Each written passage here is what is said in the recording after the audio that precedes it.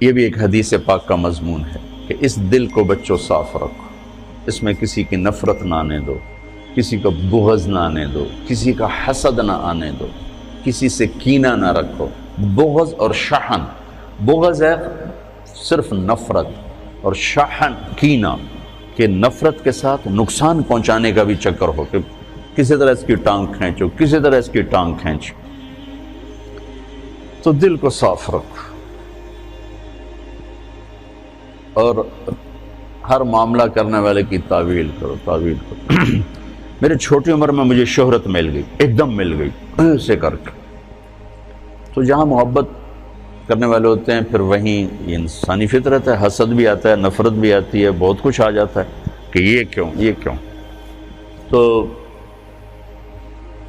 مجھے ایک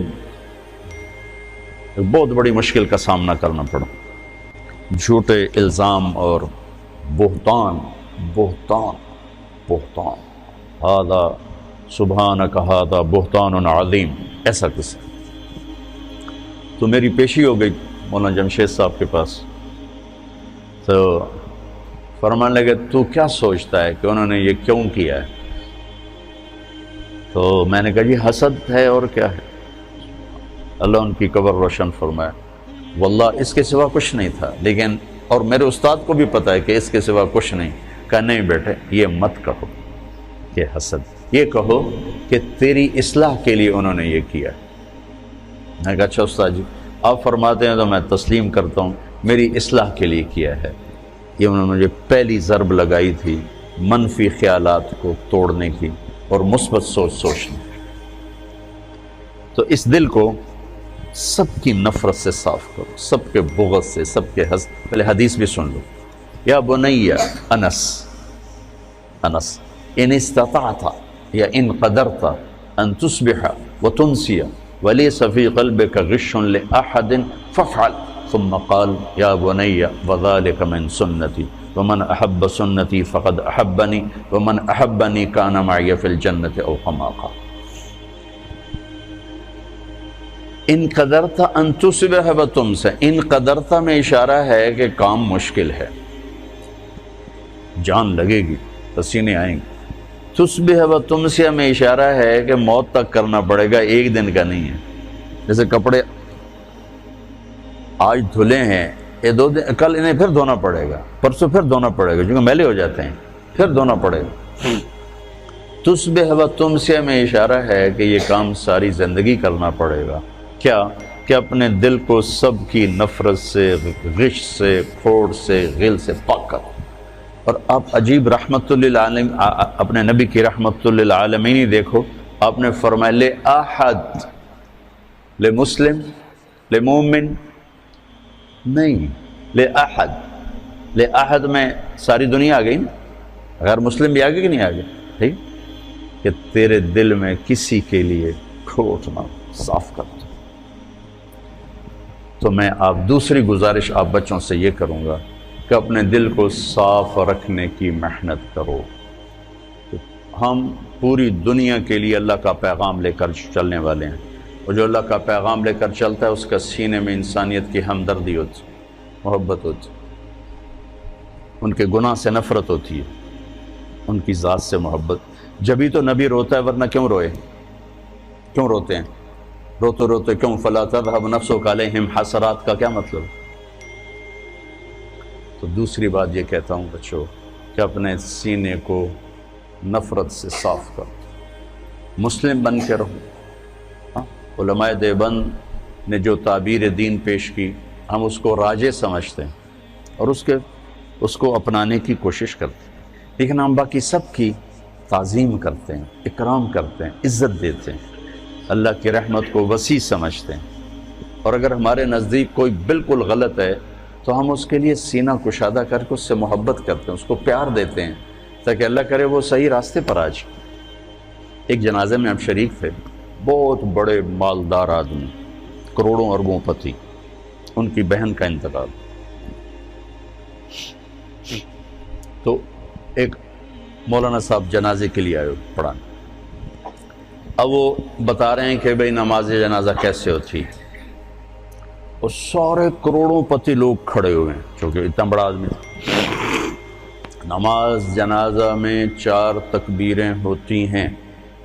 پہلی تکبیر کے بعد ثنا پڑھی جاتی ہے، دوسری تکبیر کے بعد درود شریف پڑھا جاتا ہے، تیسری تکبیر کے بعد دعا پڑھی جاتی، اور جن کم بختوں کو دعا نہیں آتی وہ توبہ کریں۔ دوبارہ سنو، چوتھی تکبیر کے بعد سلام پھیرتے ہیں، پہلی تکبیر کے بعد ثنا ہے، دوسری کے بعد درود ہے، تیسری کے بعد دعا ہے، اور جن بدبختوں کو دعا نہیں آتی وہ توبہ کریں، اور چوتھی کے بعد سلام۔ آگے سارے وہ کھڑے تھے جن کو دعا نہیں آتی،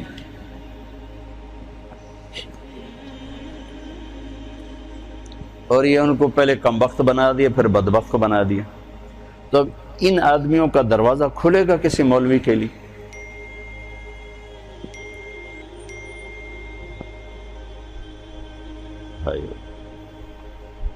ایک دکاندار جتنے اخلاقی بنا لو، جو دیکھ کے مسکراتا ہے، جی چائے پیش کریے کہ ٹھنڈا پیش کریے، حالانکہ اس نے آپ ہی کی جیب سے وہ پیسے نکالنے ہیں۔ پروگرام سے وہ جلدی نال جا کے پیپسی لے کے آ، اور آپ اس سے متاثر ہو کر 100 کی چیز 200 میں خرید کے جاتے ہو، اور آپ لوگوں کو جنت پیش کر رہے ہو اور ساتھ ان کو لعنت بھی بھیج رہے ہو، تو آپ سے بڑا بے وقوف کون ہوگا؟ ایک دکاندار جتنے اخلاق تو سیکھو۔ یہی کچھ بریلوی ہمیں کافر کہہ کے مسجدوں سے نکال رہے ہیں، مسجدیں دھو رہے ہیں، گالیاں نکال رہے ہیں، تو آگے تمہارے خطیب بھی یہی کر رہے ہوں، تو تم نے حق و باطل میں کیا فرق رکھا ہے، صحیح اور خطا میں کیا فرق رکھا ہے؟ ادھر بھی گالی ادھر بھی گالی، سننے والا کیا کہے گا؟ دو میں ہی ہو جائیں۔ لہذا اپنے سینے کو نفرتوں سے دھو کے چلو، پاک کر کے چلو۔ وَلَيْسَ فِي قَلْبِكَ غِشٌّ لِأَحَدٍ فَافْعَلْ۔ اس پر آپ اور اللہ کے نبی جنت میں ایسے ہو جاؤ، اکٹھے ہو جاؤ۔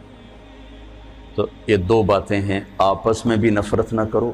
یہ تھوڑا سا میں نے تفصیل سے کہہ دیا چونکہ آپ کا سفر شروع ہونے لگا ہے، کچھ بچے باہر سے آئے ہیں، اور پہلے تو یہ مذاکرے میں بہت کرتا تھا، ٹائم ہوتا تھا، اب مجھے ٹائم نہیں ملتا۔ پچھلے یہ جو دورے کی جماعت اب سال لگا رہی، شاید پورے سال میں 10 دن میں نے ان کو سبق پڑھایا ہوگا۔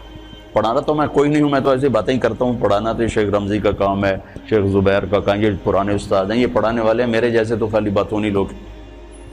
لیکن وہ میری باتیں ہوتی تھیں یہی زندگی سے متعلق، تو فائدہ ہوتا تھا مجھے بھی سننے والوں، اب وہ بھی نہیں۔ اب نیا سال شروع ہو رہا ہے، کچھ بچے پہلی دفعہ آ رہے ہیں، کچھ پہلے سے یہاں ہیں، تو میں چاہتا ہوں آپ یہ سفر اس طرح شروع کرو کہ آپ کی زبان محبت کا بول بولے، آپ کے دل کے تاروں پر محبت کے نغمے چھڑیں، نہ نفرت، نہ حسد، نہ بغض، نہ غل، نہ غش، ان میں سے کوئی چیز آپ کے قریب نہ ہو، تاکہ آپ پوری امت کے لیے ایک پیغام محبت بن کے چلو۔ اس کی سارے بچے نیت کرتے ہو نا؟ ہاں، سارے اس کی نیت کر کے چلو۔ جس کو آپ غلط سمجھتے ہو سمجھو، آپ کے پاس دلائل ہیں، سمجھو، لیکن اس کا مطلب نفرت تو نہیں، سب نفرت نہیں۔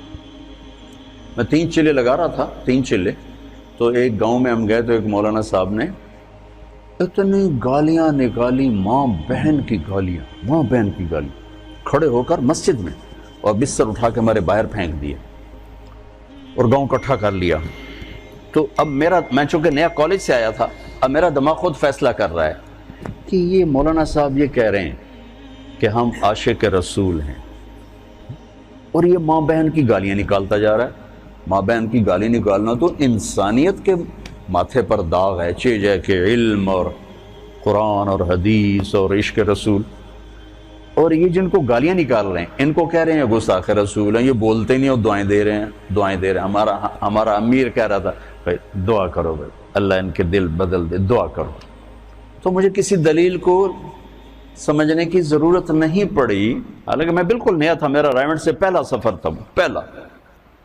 تو اس واقعے نے میرے اندر ترجیحات خود قائم کر دیں کہ یہ گالیاں دینے والا غلط آدمی، یہ صحیح نہیں ہو سکتا، اور یہ جو صبر کر رہے ہیں یہ صحیح آدمی۔